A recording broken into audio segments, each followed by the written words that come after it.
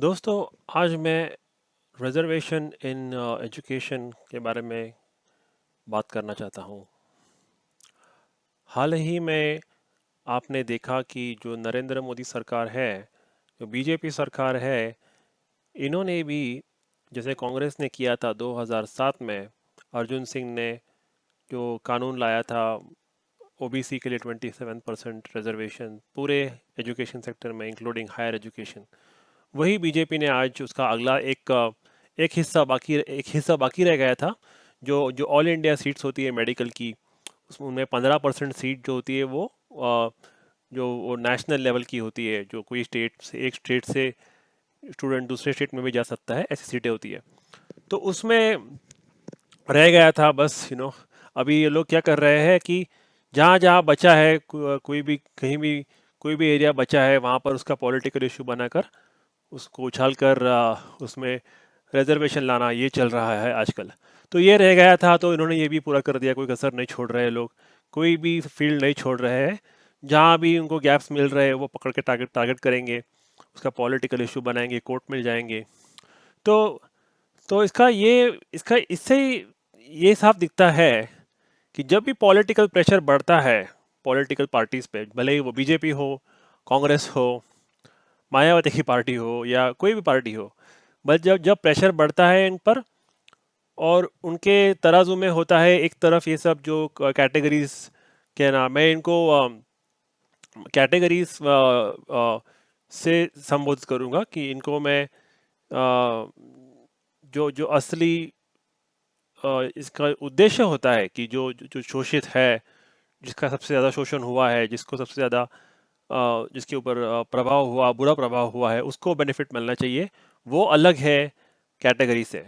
वो दोनों का एक ही मतलब नहीं होता है। सरकार समझ लेती है कि जिसके पास कास्ट का सर्टिफिकेट है, जो मेरे कुछ दोस्तों ने पैसे दे कर भी बनाया है, वो जिनके पास वो कागज का पर्चा है कि मैं इस कास्ट का हूँ, मतलब आप शोषित हो, पीड़ित हो, आपका उस कैटेगरी में आ जाते हो, ये चलता है आजकल।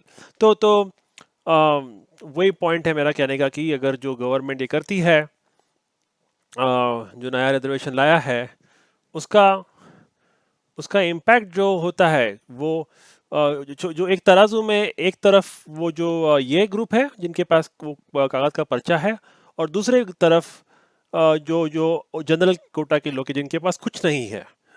तो आज ये स्थिति हो गई है कि जब भी ऐसी परिस्थिति निर्माण होती है कि गवर्नमेंट पे प्रेशर आता है कि कुछ को एक्शन लेना है, तो उनको उनकी तरफ सामने से दूसरा कोई प्रेशर नहीं है।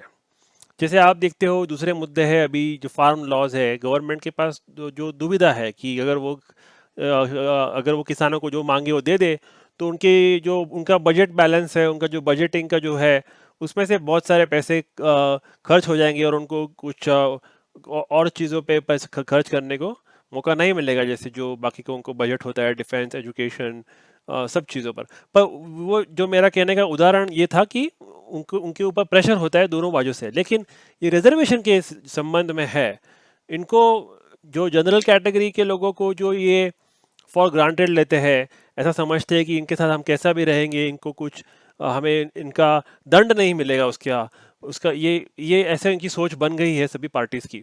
तो आज के समय में ये बहुत बड़ी ज़रूरत हो गई है कि जनरल कैटेगरी का एक पॉलिटिकल ग्रुप होना चाहिए, ब्राह्मणों का नहीं, जनरल कैटेगरी का, क्योंकि इसमें बहुत सारे लोग आते हैं, सिर्फ ब्राह्मण नहीं आते हैं। पर ये तो साफ दिखाई देता है कि जब आप जब एक एक हिस्सा आप वो एससी एसटी के लिए है, रिजर्व्ड है पहले से, जैसे जैसे आप और हिस्से निकालते जाते हो, जैसे जैसे आप और हिस्से निकालते जाते हो, वो उसका प्रभाव डायरेक्टली जनरल पर पड़ता है। ऐसा नहीं है कि हमने तुम्हारा क्या लिया है, हमने तो हमारा हक लिया है, ये आर्ग्यूमेंट नहीं बनता है। इसका इसका डायरेक्टली इम्पैक्ट जो जनरल कैटेगरी के ऊपर पड़ता है। अगर इनकी तरफ से कोई आवाज़ नहीं उठी लॉन्ग टर्म में, तो इसका इसका बहुत बुरा असर इनके ऊपर पड़ सकता है, क्योंकि क्योंकि अपॉर्चुनिटीज़ जो है, जिनको जो मेहनत करते हैं उनको अपॉर्चुनिटीज़ मिलना बंद हो जाएगा। तो इसके लिए आज ज़रूरत है, ये कैसा होगा पता नहीं, लेकिन कोई तो माध्यम से एक एक वोट बैंक बनना चाहिए जो जनरल कैटेगरी के लोग हैं उनका। और मुझे मुझे इसका विश्वास है कि इसमें बहुत सारे लोग साथ में आएंगे, सिर्फ सिर्फ ब्राह्मण आएंगे नहीं, इसमें बहुत वर्ग के लोग आएंगे। और जब गवर्नमेंट को दिखेगा कि ये एक वोट बैंक है, अगर इनको हम नाराज करेंगे तो इसका बुरा असर पड़ता है, तो आगे चलकर ये सब ऐसे ये सब ऐसे कानून पास करने के पहले 10 बार सोचेंगे, क्योंकि उनको उसका दंड मिलेगा। जब दंड मिलेगा वोट के रूप में, तो उनको ज़्यादा इस हमारे बारे में, जो जनरल कैटेगरी के बारे में सोचेंगे। अदरवाइज नहीं तो फिर वो ऐसे ही चलता रहेगा।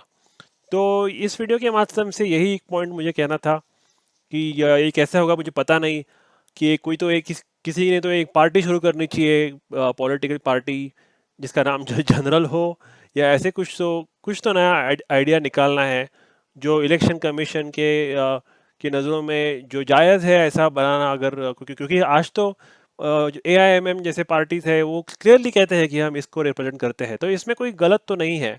सिर्फ जनरल कोटा पार्टी या ब्राह्मण पार्टी ऐसा नहीं बोल सकते हैं मुझे, मेरे हिसाब से, क्योंकि वो फिर वो कोर्ट में चले जाएंगे। लेकिन जनरल जनरल पार्टी या कुछ तो ऐसे नाम से एक पार्टी बननी चाहिए जो इलेक्शन के टाइम पे इन पॉलिटिशियंस पे प्रेशर डाले, और इनका इनका एक वोटिंग बेस का खोने का इनको खतरा महसूस होने लगे, तभी ये लोग सुधरेंगे। क्योंकि इनको भी पता है कि इनके जो अभी जो शॉर्ट टर्म के इनकी जो नीतियां है, ये सब जो रिजर्वेशन देकर वोट जीतना, जैसे उन्होंने महाराष्ट्र में किया था कि मराठा को वोट देकर इलेक्शन में लड़े, तो जीत गए थे बीजेपी और शिवसेना मिलकर। लेकिन उनकी आंतरिक लड़ाई की वजह से वो चली गई, उनकी पार्टी उनकी उनके हाथ से सत्ता चली गई।